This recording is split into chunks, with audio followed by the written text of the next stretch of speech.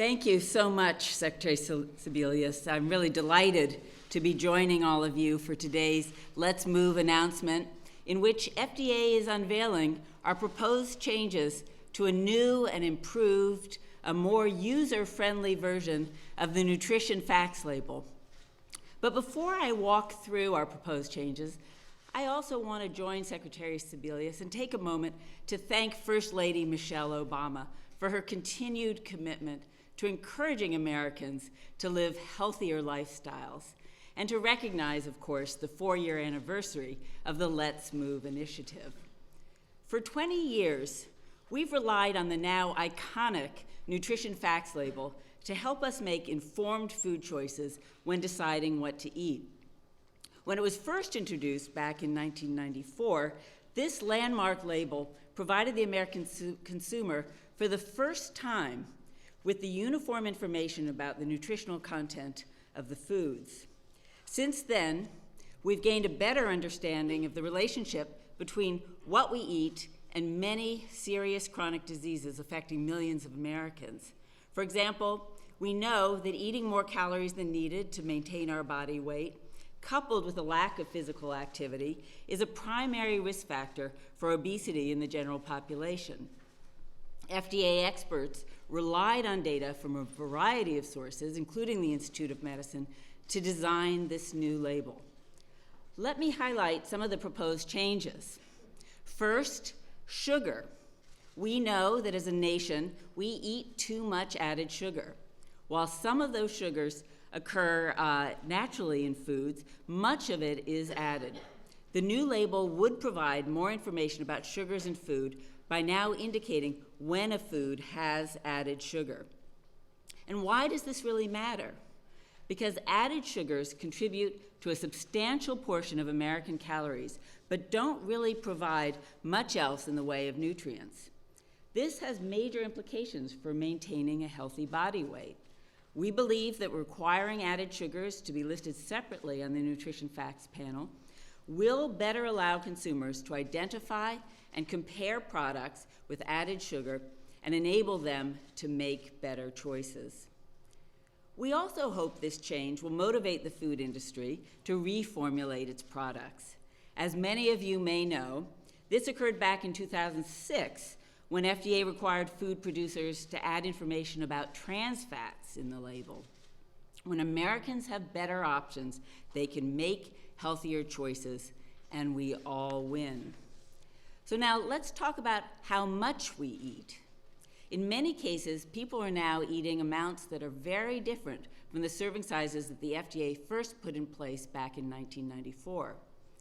And I should note that our official definition for serving size is a reference amount. It reflects how much we actually eat when serving ourselves. And for this reference amount to be useful to the consumer, it has to be close to what the average person would typically eat. So contrary to what many may think, serving sizes on food packages are not recommended portions. We also know that package size affects what people eat, and that people are likely to eat or drink all of the contents of certain packaged foods, all in one sitting. For packaged foods and beverages that are typically consumed in one sitting, we propose labeling all of them as a single serving size and declaring calorie and nutrient information for the entire package. For example, a can of ready-to-eat soup is usually consumed as a single serving.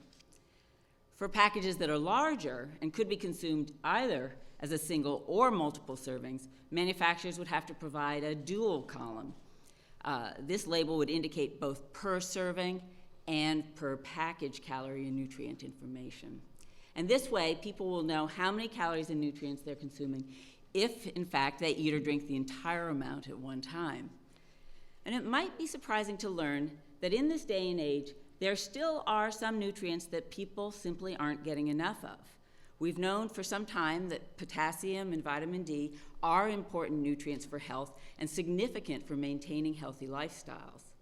Potassium can help lower blood pressure, while vitamin D is a key nutrient for helping to promote healthy bone development and general health. But what's new is that current data show that certain population groups are not getting enough of them. Therefore, we're proposing that these nutrients be required elements that are listed on the nutrition facts label, along with calcium and iron, which have been required for some time. And vitamins A and C, which are currently required, could be listed voluntarily. Finally, we're proposing changes to some daily values, which are intended to be a guide for how much of a particular nutrient a person should consume each day, or in the case of things like sodium, an upper limit for the day. The daily values are used to determine the percent daily value that you see on the label. The percent daily value helps you see how much of the daily value one serving of a particular packaged food contributes. We've determined through our scientific research that some of these numbers should change.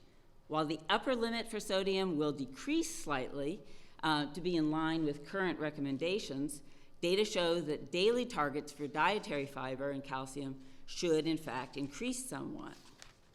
So finally, let's see what's changed about the layout of the nutrition facts label itself. You'll see that information about calories and serving size really jumps out at you much more than it did before. On the other hand, we've actually removed certain information, such as calories from fat, and that's because we've learned that total fat is less important than the type of fat that you eat. And these are very important changes, and our goal here is to design a label that is easier to read and one that consumers can understand. This proposal is the culmination of years of research, study, and requests for public input. We've welcomed the comments we've received from experts and consumers alike to guide us towards a label that we feel will provide people with the information that they want and that they need. It's clear that the benefits will far outweigh the costs. We believe these proposed updates to the nutrition facts label will help in improving public health, incorporating the latest nutrition recommendations to reduce the risks of chronic disease such as cardiovascular disease, obesity, high blood pressure, diabetes, and stroke. And we realize that the label alone won't magically change how America eats, but we hope that once consumers decide to implement changes in their diet and lead to healthier lifestyles, it will provide them with the tools to be successful. So thank you, and I'd now like to turn to Shanice Bryant, a mother of 4 and also a grandmother, to talk about how this matters to families.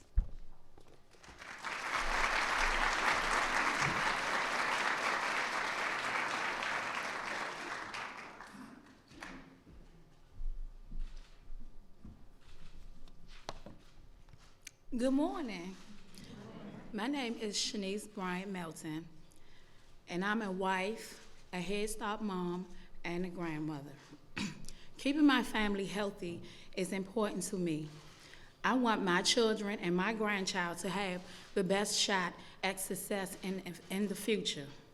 But with the limited time and a limited budget, cooking healthy food isn't always easy. That's why I'm so grateful for the No Kid Hungry campaign and their Cooking Matters program.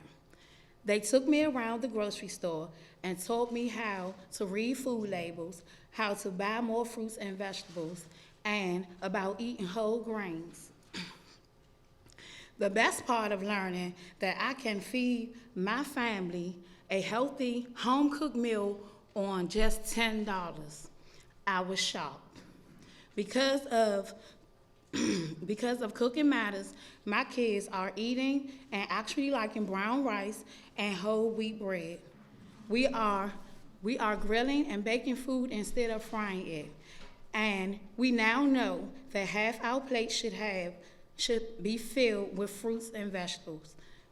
And when we made a simple change, my kids actually lost weight. My son lost 11 pounds. Another great payoff to living healthier is being here today. I'm incredibly honored to introduce the First Lady of the United States, Mrs. Michelle Obama. Her passion and dedication has made a huge difference for my family and for so many families across the country. Thank you. Thank you so much. Thank you. Wow. Good morning, everyone. It's great to have you all here. Let me start by thanking Shanice for that very kind introduction and for her wonderful remarks. Let me just say, Shanice, when we heard in the back that you were a grandmother, everybody was like, oh, really? She's a grandmother? We thought you were a teenager. Really? See what eating healthy does? But it's great to have you here. Thank you so much for working so hard to keep your family in shape and healthy. We're very proud of you, very proud of you. I also want to thank Secretary Sebelius and Commissioner Hamburg for their outstanding leadership, as well as your entire teams. It takes a whole lot of people to get all of this done, and we are grateful for you all, your leadership, and for their efforts. Thank you so much for being here today. Yay. And we are also joined by one of my dear friends and a fabulous advocate, Rachel Ray. Rachel, Rachel, there you are. Rachel Ray, who has done so much work for Let's Move. Yes. Thank you, Rachel. We're going to do something fun shortly, all right? You ready? Ready. All right. I'll wear my flat shoes for you. And of course, I want to thank all of you, the parents, the advocates, the industry leaders who worked so hard to make this day possible. Congratulations. This is a good day. It's a great announcement. And back when we first launched Let's Move 4 years ago, all of us here today were driven by a simple belief that parents deserve to have the information they need to make healthy choices for their kids. And this isn't a particularly radical idea. In fact, it seems pretty obvious. But the truth is that too often it's nearly impossible to get the most basic facts about the food we buy for our families.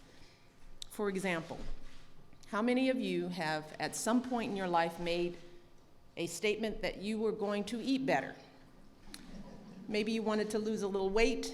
Maybe you wanted to improve your family's nutrition. Maybe there were health issues in your family that required you to watch what you ate.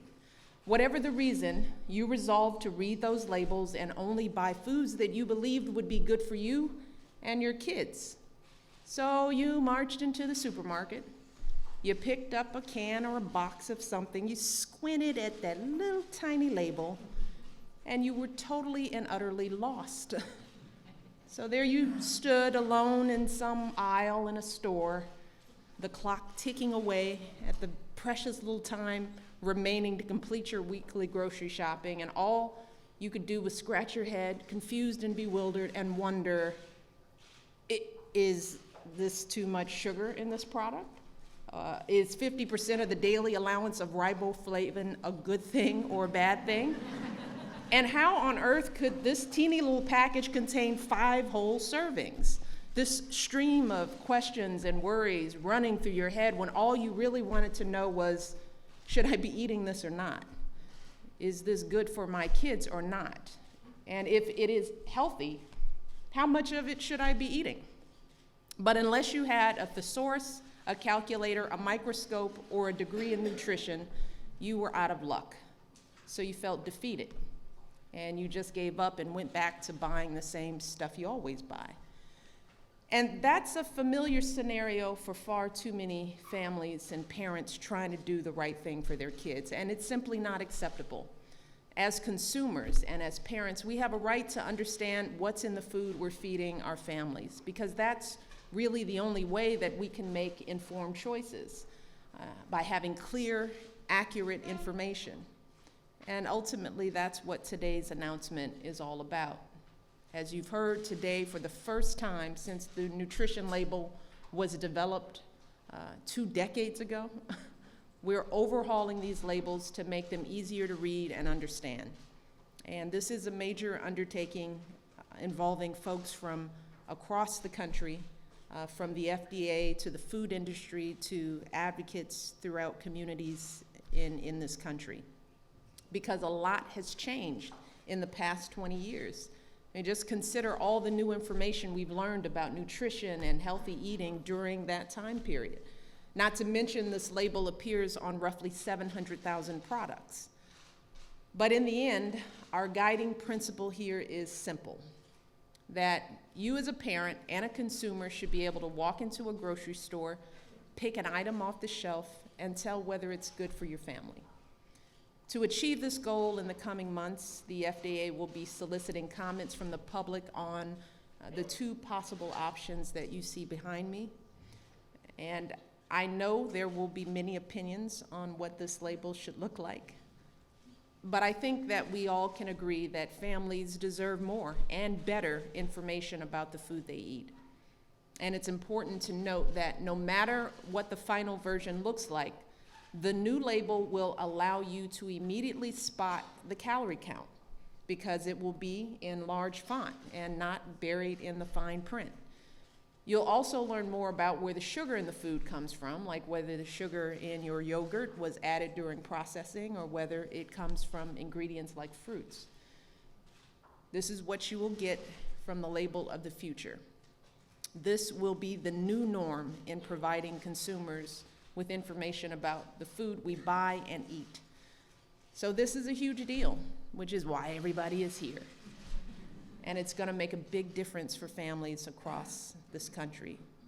So today I want to end as I started, by truly thanking the FDA and everyone else involved in this important effort.